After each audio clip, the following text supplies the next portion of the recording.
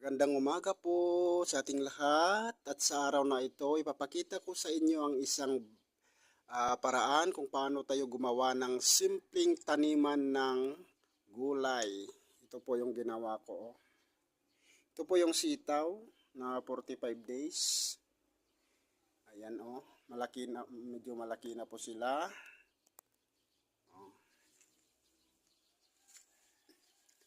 Pwede nating gayahin o kaya gawin to sa mga bakuran natin para magkaroon tayo ng simpleng taniman ng gulay.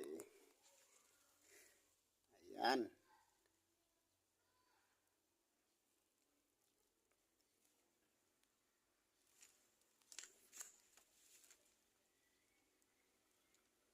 Ayan matibay